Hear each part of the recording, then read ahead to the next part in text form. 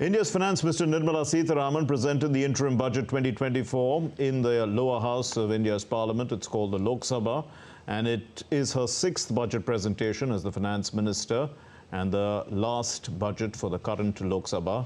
Like the previous three full budgets, this interim budget 2024, it was delivered in paperless form.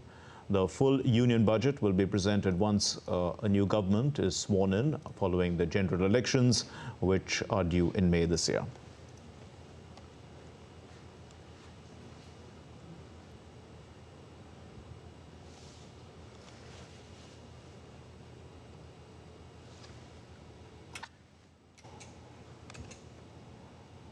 Finance Minister Nirmala Sitharaman introduced the Finance Bill 2024 in Lok Sabha. Srimati Nirmala Sitharaman. Sir, with your permission, I rise to move for leave to introduce the Finance Bill 2024. प्रश्न ये है कि विधेयक को पुनर्स्थापित करने की अनुमति प्रदान की जाए। जो सदस्य इसके पक्ष में हाँ कहें, जो सदस्य विरोध में ना कहें, मेरे विचार में निर्णय हाँ वालों के पक्ष हुआ, हाँ वालों के पक्ष हुआ। माननीय मंत्री जी विधेयक को पुनर्स्थापित करें। Sir, I introduce the bill. And while presenting the interim budget, the Finance Minister, Nirmala Sitharaman, said that India's economy has witnessed profound positive transformation in the last 10 years. The Indian economy has witnessed profound positive transformation in the last 10 years. The people of India are looking ahead to the future with hope and optimism. With the blessings of the people, when our government, under the visionary and dynamic leadership of Honorable Prime Minister Shri Narendra Modi, assumed office in 2014, the country was facing enormous challenges. With Sabka Saath, Sabka Vikas as its mantra, the government overcame those challenges in right earnest. Well, Nirmala Sitharaman said that the government is concentrated on a more comprehensive GDP with a focus on governance, development and performance. Exemplary track record of governance, development and performance. Besides delivering on high growth in terms of gross domestic product, the government is equally focused on a more comprehensive GDP, that is, governance, development and performance. Our government has provided transparent, accountable, people-centric and prompt, trust-based administration with citizen first and minimum government, maximum governance approach. Well, the Federation of Indian Chambers of Commerce and Industry welcomed the interim budget presented by the Finance Minister Nirmala Sitharaman. They said it's strong, confident, and they said that it's deep diving into the state of affairs of the Indian economy. We've just witnessed the interim budget which was presented by the Honorable Finance Minister. I think it was a very strong, confident deep dive into the state of affairs of the Indian economy and all that the government has done in the last decade or so. What stood out for me was the clear articulation that the focus groups on which the government is working on for upliftment and development are the poor, the women, the youth and the farmers. There is a clear emphasis on green growth and inclusive growth. In as much as green growth is concerned, initiatives such as the viability gap funding for offshore wind, as well as a focus on the EV ecosystem, I think stood out. And we are joined in the studio by two eminent guests. Let me introduce you to them. Dr. Charan Singh is an eminent economist. He's very often on DD India. He's the Chief Executive of eGrow Foundation. And Dr. Rajat Kathuria, too, eminent economist, is the Dean of Shiv Nadar University. Thank you very much, gentlemen, for being with us. Dr. Charan Singh, would you call this a vote on account or a vote of accountability? That's a difficult one. Because the way the budget speech started, the interim budget speech started, they spoke about the last 10 years. And beautifully, the whole focus was on the philosophy of the governance, as she coined it in the governance, development and performance, the concept of GDP. And she narrated over the years how the whole thing has evolved in terms of the policy, where the focus has been on youth, on women, on farmers and the poor. So their focus was very clear. So they have, and she also narrated how things have happened. They've opened universities, they've opened skilling centers, they've done something for food security and all that. So yes, one can say that in the last 10 years, there's sort of a report presented to the country that your taxpayers' money has been properly utilized, and it is showing results. And that is why towards the end of her speech, she did mention that she is not changing any tax rates, but there's been extremely good buoyancy in tax collection, and the tax base has widened. So that shows in a way that people are reposing confidence, and they know that the money is being properly utilized. Okay. So therefore, when you speak about capital expenditure, which she brought in, the capital expenditure has gone to 3.5% of GDP, which is very good. And now she says because the tax collection is so high, borrowings by the government are going to be reduced, and there's going to be crowding in. The private sector is going to benefit from this buoyancy, and we are not going to borrow. The banks and everybody else can lend to the private sector. So I would say that, yes, it is a vote on accounts because they have not announced any major policy. There's no populist announcements, no tax rates have been changed, but it's also a statement on accountability that your money has been properly utilized, and we have effectively increased the growth rate in the country. We've changed the threshold, now we are above 7%. Dr. Kathuria, so both of you are experts on international economics, so and our channel is focusing largely on a global audience. Right. What kind of message do you think this budget presents for a global audience? I think, I mean, the primary message that this budget has, or the budget speech has presented, I think is the...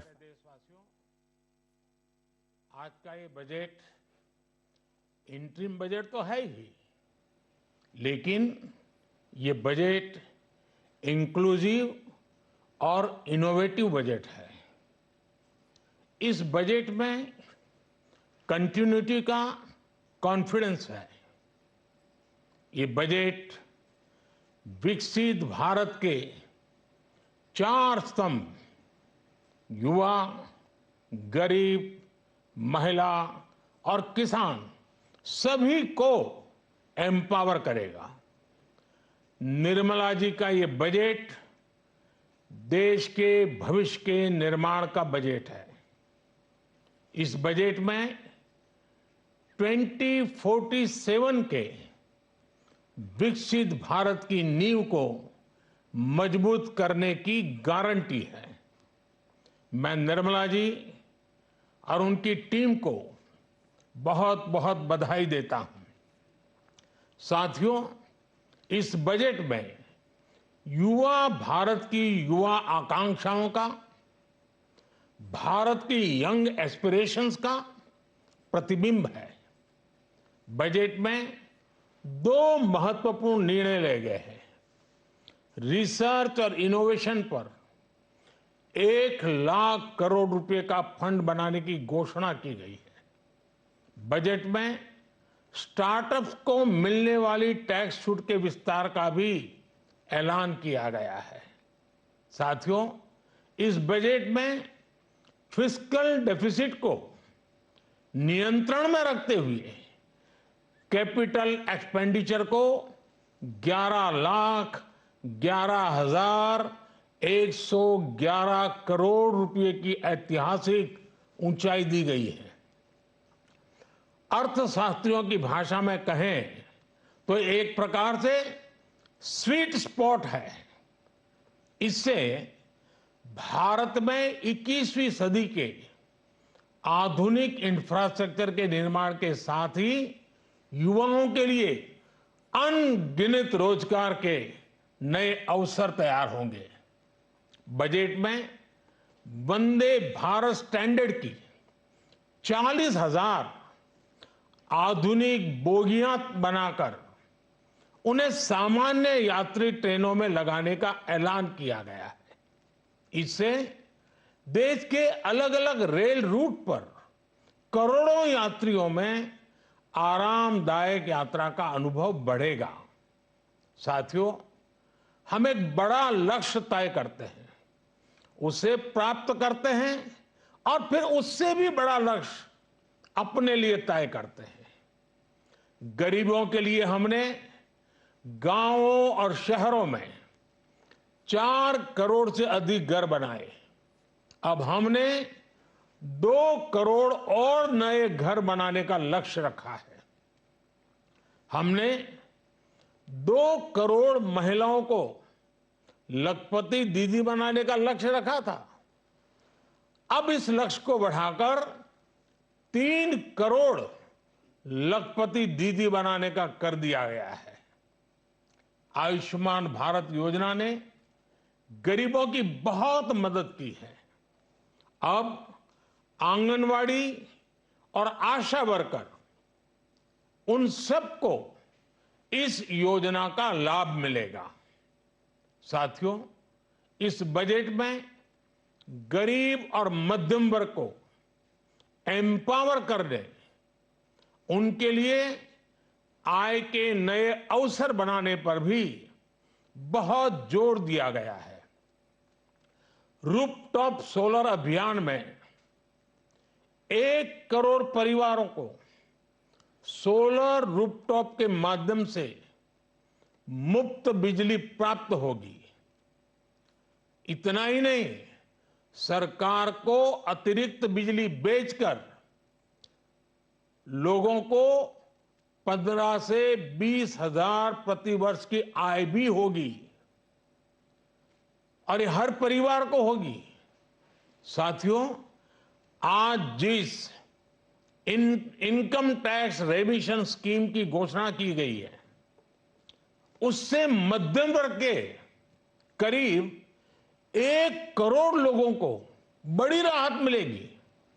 पिछली सरकारों ने सामान्य मानवी के सिर पर दशकों से ये बहुत बड़ी तलवार लटका कर रखी थी।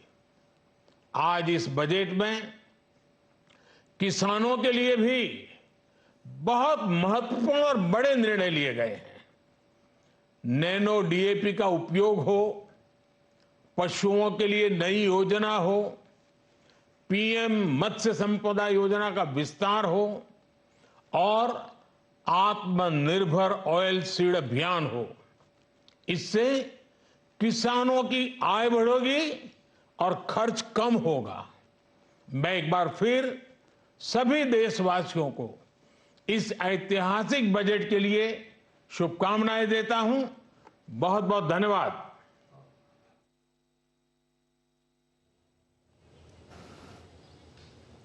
Well, Prime Minister there in his address, post the vote on account address after Nirmala Sitharaman presented the budget, spoke about this particular budget being 2 eyes, that's inclusive and innovative, and it brings about continuity and confidence. That's the big takeaway.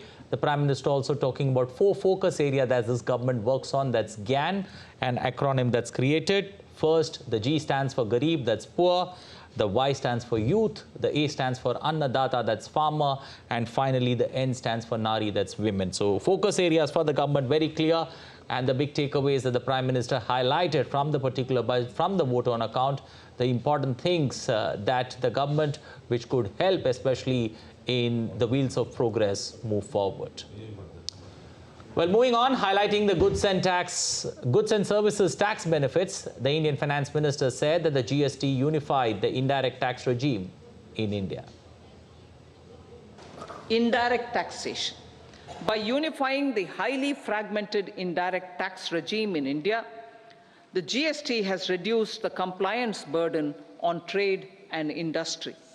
The industry has acknowledged the benefits of GST. According to a recent survey conducted by a leading consulting firm, 94% of industry leaders view the transition to GST as largely positive. International. Okay.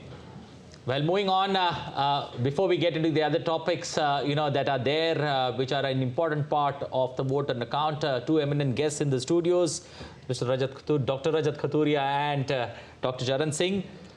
Coming back to Dr. Khaturiya, how do you look at, when it comes to some big takeaways from this particular, vote on account that's been presented?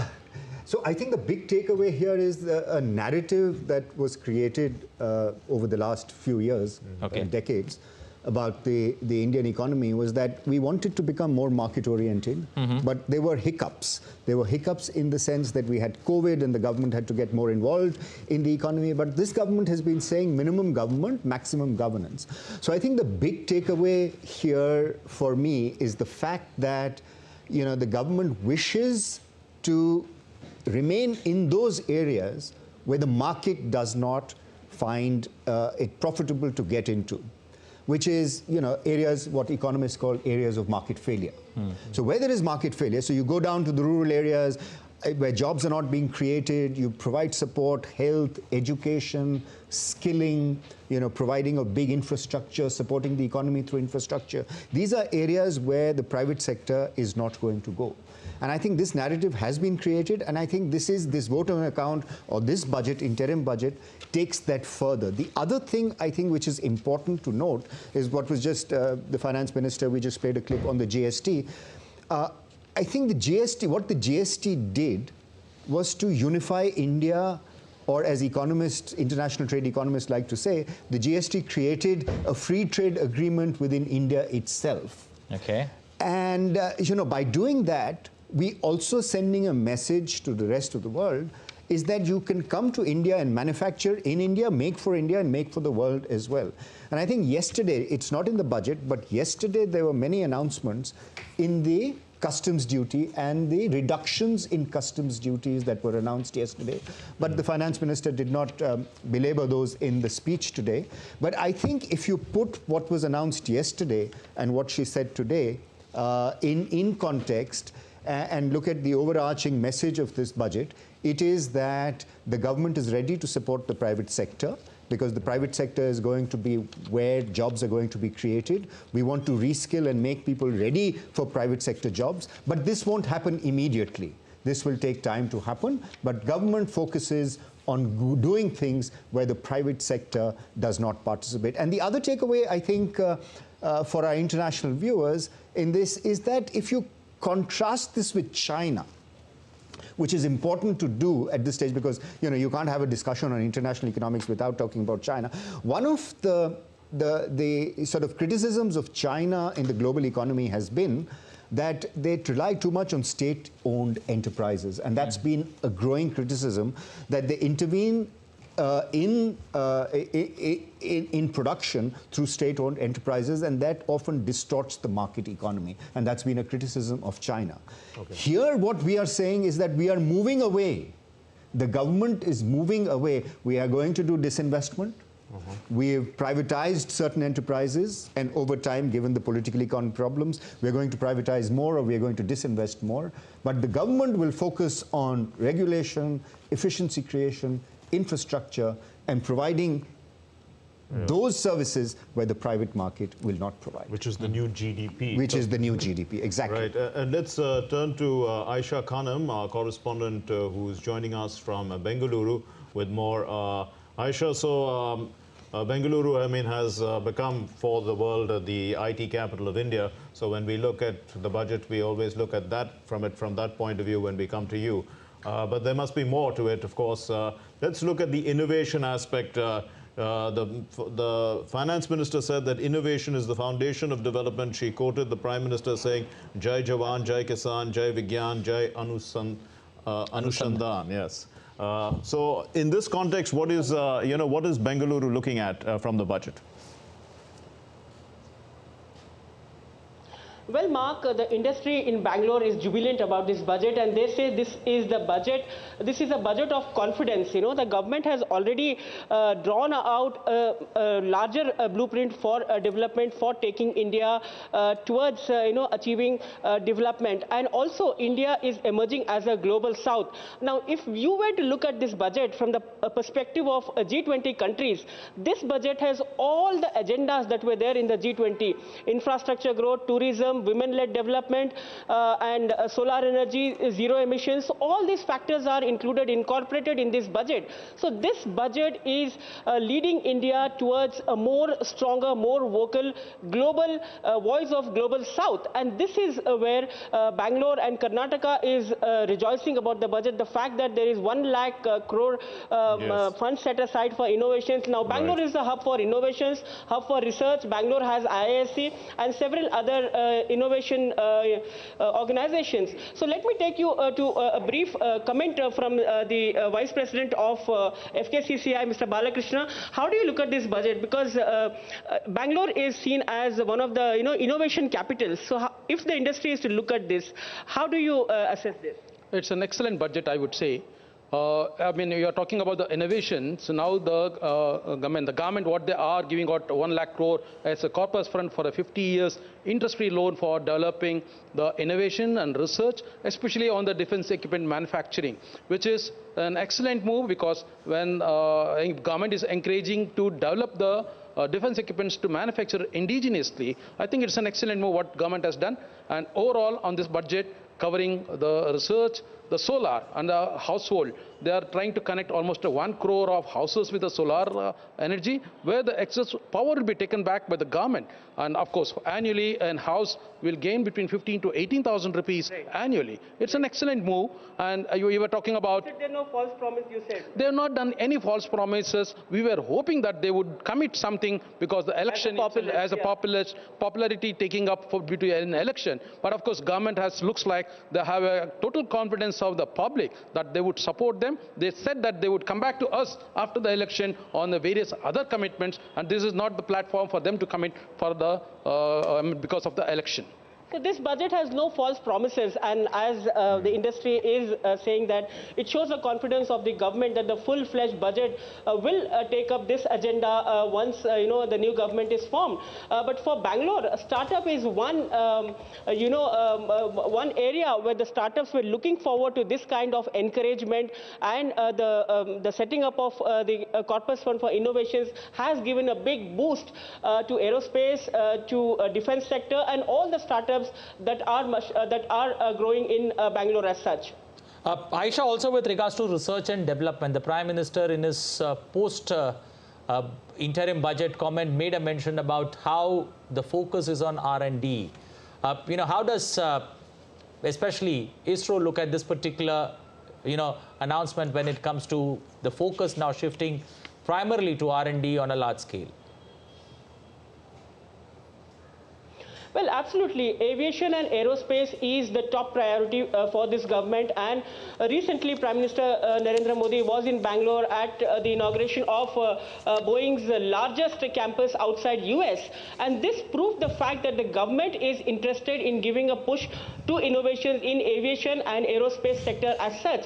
So as far as space is concerned, space industry, now space industry is driven around the success of Chandrayaan and Aditya L1. So therefore, this budget talks about the fact that the ecosystem for these larger projects of ISRO and the privatization of space sector will get a boost, because the ecosystem, the small suppliers, the vendors who are working towards supply chain for the space industry will benefit hugely from this budget. What do you think? The space industry and the ecosystem here in Bangalore will have a lot to benefit from this innovation fund. Yes, true, but because even that, what you're talking about, the infrastructure, creation of the infrastructure, they have created a good infrastructure, railway corridor, they've created port connectivity, they've done, and even the airport facilities, what they have created, it leads to a good connectivity. What government has taken up this particular initiative on doing it in this particular budget. Right. So Anil, this is actually a step towards Atmanirbhar, a step towards Make in India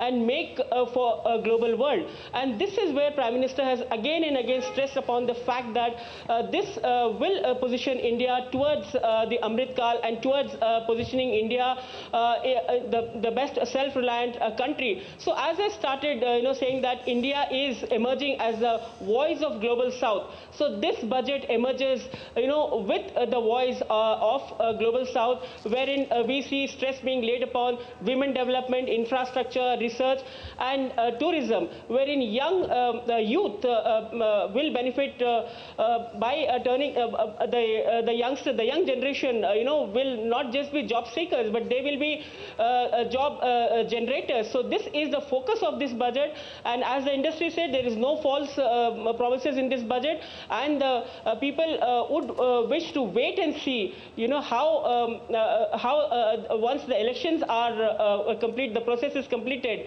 how this budget will get a full-fledged framework to be implemented. Okay. We'll leave it there. Thank you very much, Aisha Khanam, for joining us from Bengaluru, telling us about the voice from the south of India. Nirmala Sitharaman also said that under the new tax regime, there's no liability for taxpayers with income up to 7 lakh rupees per annum. Under the new tax scheme, there is now no tax liability for taxpayers with income up to 7 lakh rupees, up from 2.2 lakh rupees in the financial year 2013-14. But she added that corporate tax rate was decreased from 30% to 22% for existing domestic companies. The threshold for presumptive taxation for retail businesses was increased from 2 crores to 3 crores. Similarly, the threshold for professionals eligible for presumptive taxation was increased from 50 lakh rupees to 75 lakh rupees. Also, corporate tax rate was decreased from 30% to 22% for existing domestic companies and to 15% for certain new manufacturing companies. And the Union Minister Dharmendra Pradhan welcomed the interim budget presented by the Finance Minister Nirmala Sitharaman on Thursday, calling it a stepping stone, in fact, towards Viksit Bharat. आने वाले दिनों में जब हम विकसित भारत की ओर बढ़ रहे हैं, ये बजट उसके लिए एक बहुत बड़ा स्टेपिंग स्टोन है। प्रधानमंत्री नरेंद्र मोदी जी ने जय अनुसंधान की बात कही थी, सिर्फ कहे नहीं, उसको क्रियान्वयन करने के लिए आज बजट में 1 लाख करोड़ रुपया की एक कॉर्पस फंड की अनाउंस किया गया। Well, following that interim budget that was presented by the Finance Minister Nirmala Sitharaman today, benchmark equity index experienced significant volatility. Well, after fluctuating between highs and lows, the 30-share BSE Sensex initially dropped about 139 points to trade at 71,612 in a midday trading. The Nifty also declined 33 points. 21,692 was where it was trading. However, both swiftly rebounded in some time, indicating an exceptionally volatile market trend. The BSE surged 91 points to 71,843. The Nifty rose 17 points to 21,743. So those trends are still continuing. Let's turn once again to our guests in the studio. We have Shama Mishra also joining us from Mumbai, but we'll get a comment from Dr. Charan Singh. You've been one who has looked at, the capital expenditure closely. This interesting increase, 11.1% to, an aesthetically interesting number, which is 11,111 crore rupees. Very spiritual number. Very spiritual number. So what do you think? I mean, first of all, there is the fiscal deficit, which is at 5.8. It's come down to 5.1. It's been pushed in the direction of 4.5. Is that all happening? Yes, I think that's a very good development. 3.5% capital expenditure to GDP ratio is something very promising. As I always keep saying, infrastructure, that's the focus. Government has been borrowing in this case, and that's why there's confidence in the taxpayer to contribute the tax, and that's why you find the widening tax base compliance is better, because there is faith that the money is properly being utilized. When capital expenditure is rising at that level and infrastructure is clearly getting built in, roads, ports, airports, everything is getting built, and one can visibly see it, the confidence increases. Now that is reflected, and that's precisely the point I was making in the beginning, that the market borrowings which were being channeled into capital expenditure, and with capital expenditure doing so well, private sector is now reposing confidence and contributing into capital formation. That is why the government is taking a step back and reducing its market borrowing, both compared to the previous year. Now it is low, both gross and net market borrowings. That's a very positive step, and that also shows that the private sector will have much more resources from the banking and financial sector to invest wherever they want to invest. That I would say has a multiplier effect. That I would also say is futuristic, and also brings in the private sector to participate in the growth process. Something which Dr. Kathuria also mentioned, where will the jobs come from? The jobs have to come from the private sector. And which are the areas in which it will come from? Many of the things have just been shared from Bangalore. Space is another, defense is there. And the government is also speaking, and I thought that was a very positive thing, in the agriculture sector. For warehousing, there's going to be a public-private partnership. So investment is going to come in there. They have also created, the fisheries department was created afresh, but I think in the fisheries, which is marine and aqua, lots of things are happening there. So to my mind, the private sector participation is rising, and that has happened. Again, I would take the cue from Dr. Kathuria, because he made a very valid point. In economics, we generally believe where the private sector fears treading, the government comes in, creates a conducive path, and now invites the private sector, what we generally call as crowding in. That's exactly what the attempt has been done, and that is very successful. So it's, I think, a textbook case of how crowding in can be done and invited for the growth to take place. Dr. Kathuria, looking at India's growth story, especially that the finance minister spoke about with regards to economic corridors, with a focus on eastern part of India, how do you see that? I think when you talk about growth, we look at the number 7.5%, 7%, but often that growth is limited to certain places or certain regions in India, and that's been historically true. It's not as if it has come up today, but it's been historically true. Now, when we are reaching, lower middle income status, I'm not saying we are middle income, because when you become middle income, you will come across what economists call a middle income trap. But before we, get to the middle income trap, we shouldn't get to the middle income trap without every part of the country having shown some signs of development. And one of the regions that has been isolated for a number of years has been the northeast, the eastern part of the country and the north and east. And building these growth corridors, in the west, in the east, means that you can bring in the benefits of growth to all parts of the economy. And one of the best ways to do that is to link it with physical and now increasingly digital infrastructure.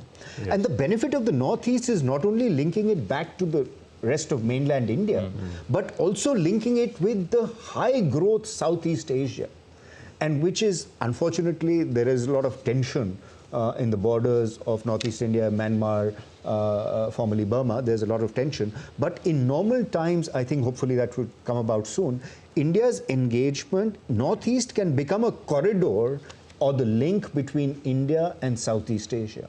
Okay. And that is a best case scenario. Apart from the fact that, there should be migration for job seekers across the country, wherever they find jobs, they should go. But we should also enable digital and physical connectivity, not only, as I said, within India, but across, build these highways that link India with Burma, that link India with Vietnam, link India with Southeast Asia, and ASEAN. ASEAN is a high growth area, and we have huge markets that we can exploit or leverage in the ASEAN. Okay. We'll turn once again to Shama Mishra. She's joining us from the financial capital, Mumbai. Shama, we've heard the voice of the South in Bengaluru about innovation and, a lot of money put aside for companies that are interested in innovation, startups. What is the financial capital, really looking at out of this budget? We've seen the markets are not exactly enthused. Right. The markets, you do see that there's volatility in both Sensex and Nifty. And we were speaking to NSE CEO a while back, where he said that markets, although it's volatile right now, but it's a great move for markets. It's a great budget for market as well. So we are hoping that, in some time, the market would also adjust itself. But that said, we are also talking about how Mumbai has reacted, how Maharashtra has reacted, because the biggest takeaway from this budget is that it was, apart from being inclusive and innovative, it has highlighted, it has emphasized on Gyan.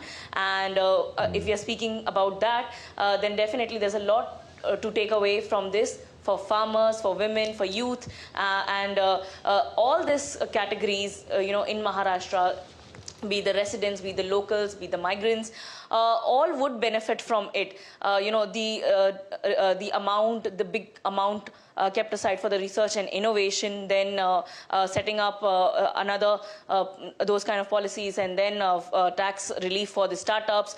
All this will give a boost to the startups, to all these new innovations that we are currently seeing in the country. It will give further boost to it. Talking about the salaried class, talking about the middle income group, they are not much, touched from this budget, because there has been no change in this. But another good point from this is that there's no negative change in that as well. So no change means it's a positive change, and everyone is welcoming that as well. Overall, we can say that although it was a short announcement, but it was a comprehensive one, but it has touched on all the factors. And as Prime Minister has said that it's inclusive and innovative, we are seeing that this budget will definitely, highlight, will emphasize on the development of ports, infrastructure, railways, and all those kind of,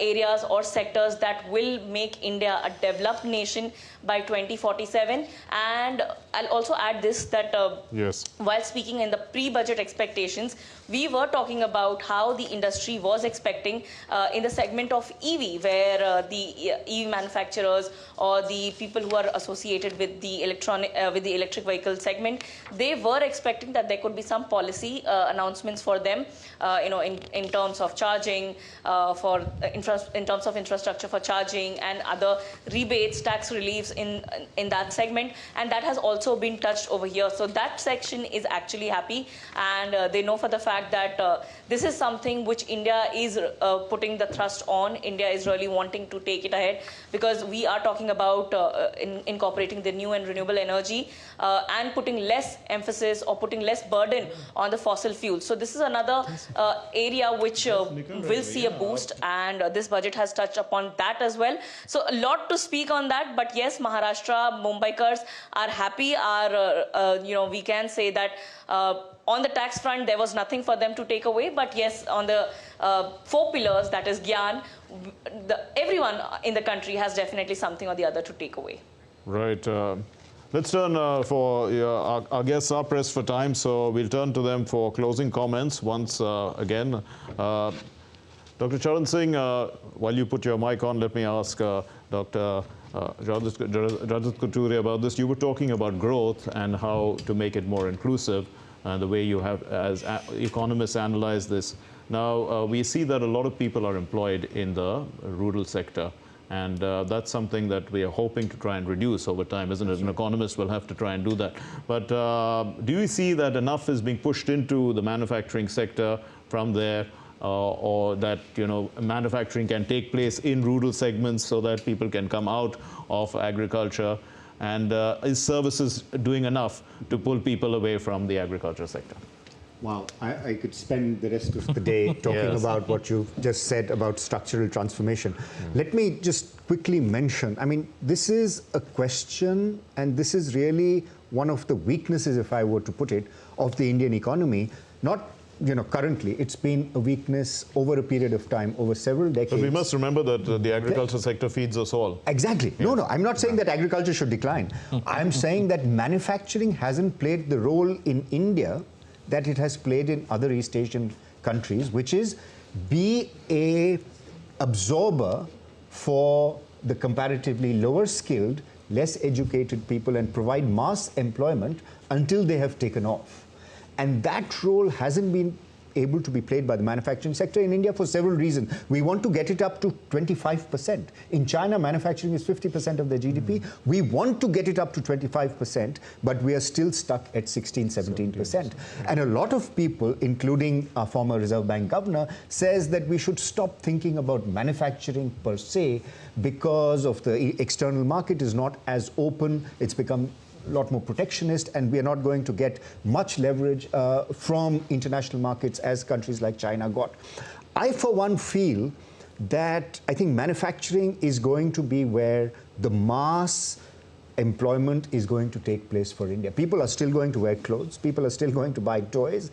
They're going to still wear shoes. Mass manufacturing is still going to happen. The question is whether it will happen with labor-intensive techniques or whether it will happen with technology and so on. But I think you've hit the nail on the head. The question is, agriculture will not decline in absolute terms. Agriculture will decline as a percentage of GDP because our GDP will continue to grow. 5 trillion, 7 trillion. Right. Agriculture could well become in single digits. The problem in India is that agriculture, being 15% of our economy, supports 40% of the people. That's highly unproductive. And from there, people have moved directly into unproductive services. We're not talking about the IT and business services. We're talking about unproductive services, hand-to-mouth existence, instead of being absorbed in the manufacturing sector. And that is something that we need to reverse. We made a start through the high-end electronics sector, and the PLI scheme is providing incentives to set up large-scale manufacturing, electronic manufacturing units in India. And I think with adequate skills, they could prove an employer. Sure. But the traditional labor-intensive manufacturing to employ our abundant factor, which is low-skilled, low-educated labor, is still mass manufacturing. And we need to get that off the ground. Dr. Singh, when one takes a look at two important aspects, health along with education, how do you look at it being assessed by the finance minister? Yeah, but I would like to continue for Dr. Kathuria. So much has happened. Anne Kruger, the leading international economist from Stanford and then at the IMF, she had been writing on the missing middle in India. How come India missed that stage of manufacturing?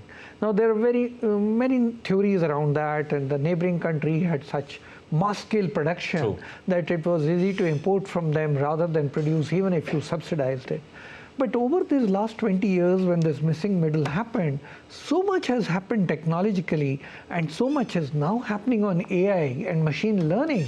I'm not very sure how this displaced people from the agriculture are going to get accommodated in manufacturing. So the economists are thinking about, as Dr. Kathuria has given one side of it. The Made in India was basically to tackle that gap that had happened. My own feeling is, given the technological progress that we have had, and now the announcement done in the budget today on tech-savvy startup that's going to happen, 1 lakh crore is coming, and on R&D another 1 lakh crore is coming. I think AI and ML is going to make a significant change. Now, what's going to happen? The youth is going to find many more jobs in the services sector. Like China became the manufacturing hub of the world, I think this government is attempting to make India the services hub of the world. We'll be providing them IT services and name it, we'll have it all here. So I think we as economists have also to think through that how are we going to catch that bus that we missed, and is it worth catching it? And I think the way things have happened, or the way the world has moved on with AI and machine learning, probably we now need to position ourselves. Yes, manufacturing is important to some extent, as you mentioned, construction and toys and clothes. Clothes, by the way, most of it is now coming from the rest of the world. India is hardly producing any clothes there. So I think there's a strategy that needs to be thought through. The other issue that you mentioned about the health and education, I think the government has done a great job on it. And I think that is where under multidimensional poverty, IMF, there are lots of studies which happened in the rest of the world where they said that the India's food security program, especially the free food that was given during COVID, helped people save themselves from falling into the poverty trap. That's very well done. But I think the health part was totally neglected. On the health, there are 2 or 3 things which India needs to quantify. The first is the schemes that were announced and free medicines given and free vaccines given, free hospitalization done during COVID. But the other thing is, which I think has not been quantified, is the Indian traditional medical systems, its contribution in saving people and mortality rate during COVID. And I'm referring to Ayurveda and Ayurvedic practices, which are daily household practices in our houses, where our food items include many herbs. How did that contain or contribute? As far as education and skilling is concerned, Dr. Kathuria also mentioned, and I would also like to stress that point, that the government came out with ITIs, with new IITs, with new IIMs, with new All India Institute of Medical Sciences across the country. They have also come out with very extensive skilling centers, so that the job absorption for the youth and the demographic dividend that we have before it transforms into a demographic deficit, that to tap the dividend, I think all these things, and 390 universities have been opened. I think all these have contributed to higher labor productivity. That's contributing towards growth. Dr. Charan Singh and Dr. Rajat Kathuria, thank you very much. It's been really enlightening talking to both of you and your insights into the Indian economy. For a global audience also that help us to understand things like the missing middle and stuff like that. Perhaps we are now able to understand this budget in a little more depth. We'll continue our program. Thank you very much once again, our guests. I beg your pardon, the Finance Minister. Yes, the Finance Minister Nirmala Sitharaman also said that the government's development philosophy has covered all elements of inclusivity. She said that the country overcame the challenges of once-in-a-century pandemic to lay solid foundations for the Amrit Kal. Our development philosophy covered all elements of inclusivity, namely social inclusivity through coverage of all strata of the society, and geographical inclusivity through development of all regions of the country.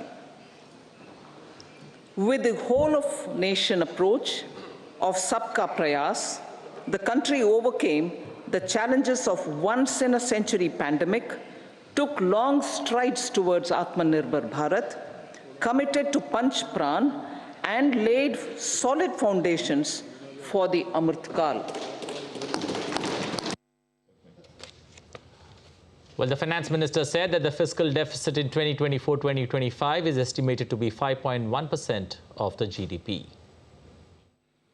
The fiscal deficit in 2024-25 is estimated to be 5.1% of GDP, adhering to that path. So the gross and net market borrowings through dated securities during 24-25 are estimated at 14.13 lakh crore rupees and 11.75 lakh crore respectively. Both will be less than that in 23-24. Now that the private investments are happening at scale, the lower borrowings by the central government will facilitate larger availability of credit for the private sector. Well, for more inputs, let's cut across to the length and breadth. And now heading to the eastern part of India, Anubrito joining us. Anubrito, a big focus on India's eastern region that the Finance Minister spoke about. How has been the reactions, from the industry there? Yeah, you know, industrial front given a laudable salute to the finance minister, particularly because she has given a focus on this eastern region. And here at this end, we have expert in this area in the Bengal Chamber of Commerce and Industry. But the thing is that as it was thought of that it will be all encompassing and inclusive measures to be taken, and it will be growth oriented. The thing is that capex that the finance minister has told that it will be 4.6% of GDP. That's indeed a very laudable effort, as you say.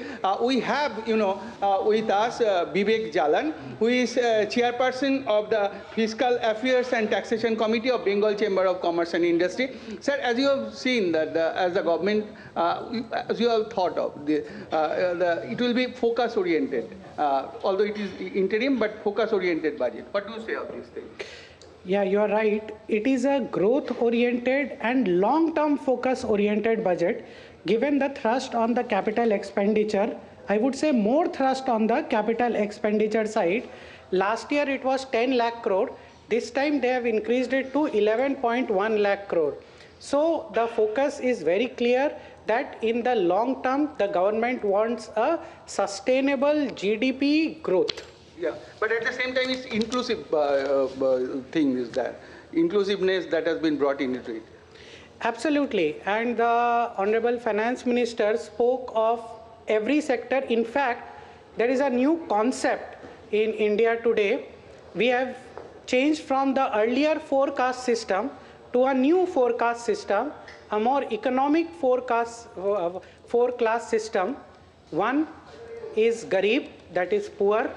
Second is women. We all know they are such an integral part of the country and globe. Third is the farmer sector.